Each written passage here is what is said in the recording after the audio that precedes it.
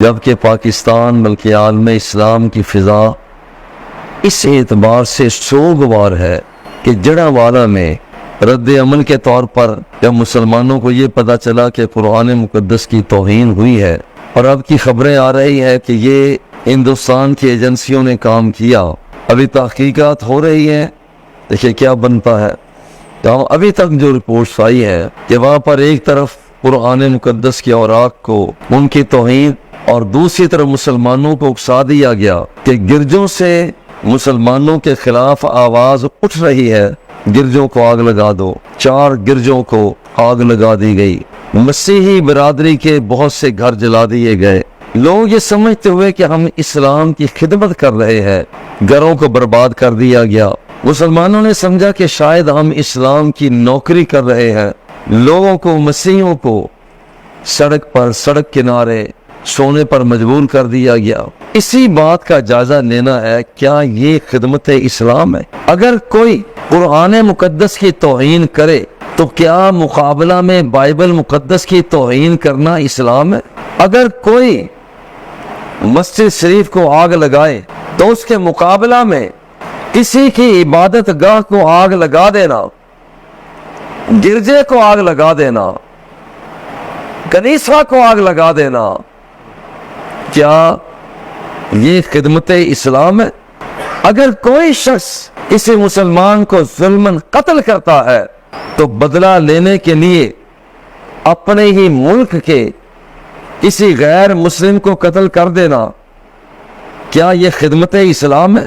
کیا وحشت و بربریت کا جواب وحشت کے ساتھ دینا، ظلمت کا جواب ظلمت کے ساتھ دینا، بربریت کا جواب بربریت کے ساتھ دینا، کیا ہمارا اسلام اس بات کی اپنے ہی ملک کے اندر اجازت دیتا ہے؟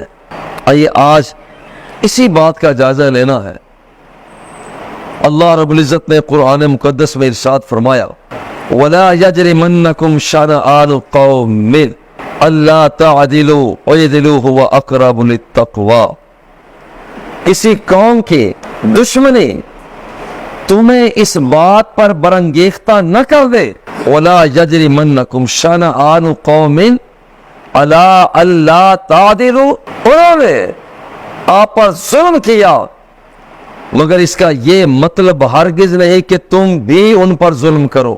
وَلَا يَجْرِمَنَّكُمْ شَنَآنُ قَوْمٍ أَلَّا تَعْدِلُوا، کہ تم عدل ہی نہ کرو۔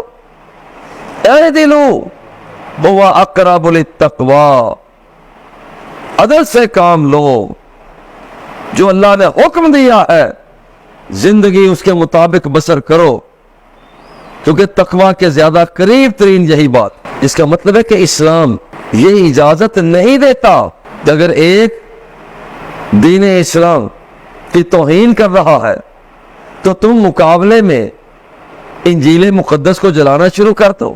وہ تو گندا کام کر رہا ہے مگر تجھے یہ گندا کام کرنے کی اجازت نہیں ہے۔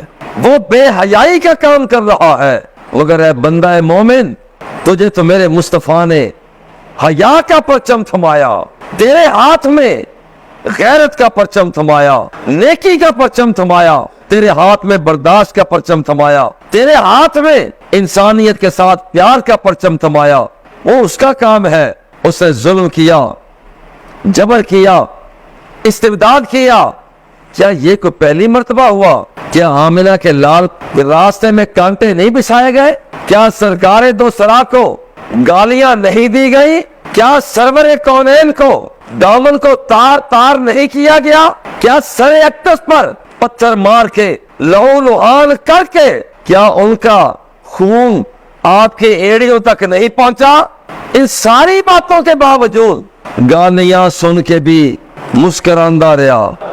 اللہ اللہ میرے نبی پاک دا حوصلہ۔